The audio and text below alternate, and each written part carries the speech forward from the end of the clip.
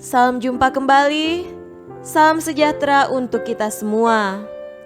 Bapak, Ibu, saudara-saudariku yang terkasih dalam Tuhan kita Yesus Kristus, marilah kita mendengarkan dan merenungkan bacaan-bacaan kitab suci hari Jumat 12 Juni 2020. Bacaan pertama dari kitab pertama Raja-Raja, pasal 19 ayat 9a, dilanjutkan dengan ayat 11 sampai 16. Di sana masuklah ia ke dalam sebuah gua dan bermalam di situ. Lalu firman-Nya, "Keluarlah dan berdiri di atas gunung itu di hadapan Tuhan." Maka Tuhan lalu, angin besar dan kuat yang membelah gunung-gunung dan memecahkan bukit-bukit batu mendahului Tuhan. Tetapi tidak ada Tuhan dalam angin itu. Dan sesudah angin itu, datanglah gempa. Tetapi tidak ada Tuhan dalam gempa itu. Dan sesudah gempa itu, datanglah api. Tetapi tidak ada Tuhan dalam api itu. Dan sesudah api itu, datanglah bunyi angin sepoi-sepoi basah. Segera sesudah Elia mendengarnya, ia menyelubungi mukanya dengan jubahnya, lalu pergi keluar dan berdiri di pintu gua itu. Maka datanglah suara kepadanya yang berbunyi, "Apakah kerjamu di sini, hai Elia?" Jawabnya, "Aku bekerja segiat-giatnya bagi Tuhan, Allah semesta alam, karena orang Israel meninggalkan perjanjian-Mu, meruntuhkan mesbah-mesbah-Mu, dan membunuh nabi-nabi-Mu dengan pedang. Hanya aku seorang dirilah yang masih hidup, dan mereka ingin mencabut nyawaku."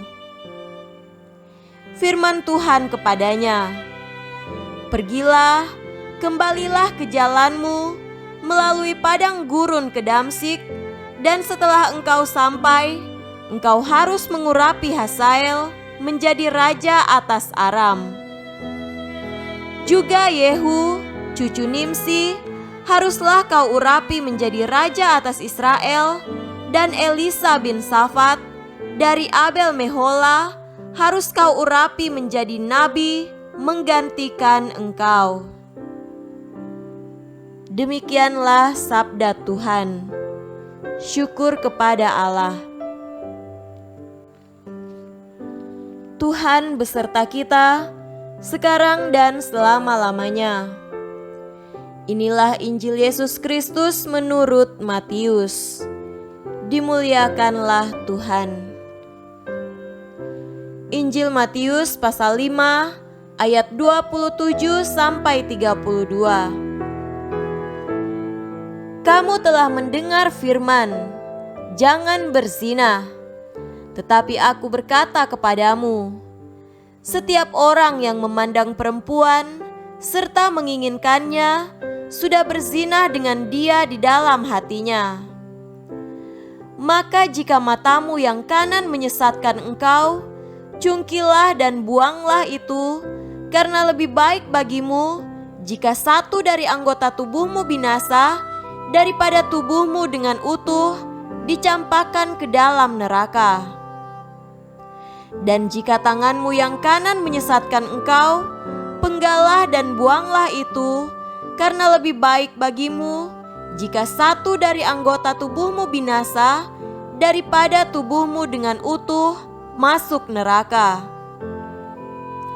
Telah difirmankan juga, siapa yang menceraikan istrinya harus memberi surat cerai kepadanya.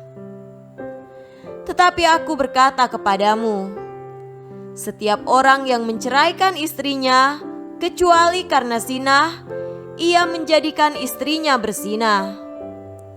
Dan siapa yang kawin dengan perempuan yang diceraikan, ia berbuat zina." Demikianlah Injil Tuhan. Terpujilah Kristus.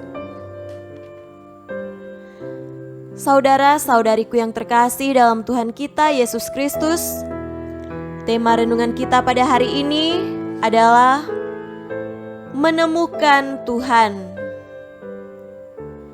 Setiap manusia yang beriman senantiasa merindukan Tuhan di dalam hidupnya. Segala cara akan diupayakan agar kedamaian dirasakan dan kedekatan dengan Tuhan itu senantiasa dialami.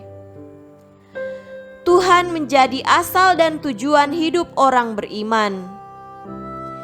Tuhan menjadi dasar sekaligus kekuatan bagi orang beriman untuk menjalani kehidupan. Hati adalah tempat yang paling dekat untuk sampai kepada Tuhan. Saudaraku yang terkasih, bacaan pada hari ini menunjukkan kepada kita bahwa hati adalah jalan untuk sampai kepada Tuhan. Banyak orang keliru dalam mencari dan menemukan Tuhan. Orang mengira bahwa Tuhan ditemukan di dalam kekayaan, atau pada jabatan, atau pada hiruk-pikuk dunia ini. Semua itu memang menjadi sarana dan jalan bagi manusia untuk sampai pada kehadiran Tuhan. Namun, adalah sebuah kekeliruan jika manusia menganggap semua yang sebenarnya sarana malah dianggap sebagai tujuan. Ketika manusia tersesat, pada akhirnya manusia juga hanya akan sampai pada kebingungan dan akhirnya kehilangan Tuhan. Saudara-saudariku yang terkasih dalam Tuhan kita Yesus Kristus, di manakah kita sebenarnya dapat menemukan Tuhan? Apakah di dalam keramaian dunia ini? Apakah pada harta kekayaan kita? Apakah pada ketenaran kita? Bukan. Tuhan tidak ditemui pada situasi yang demikian itu.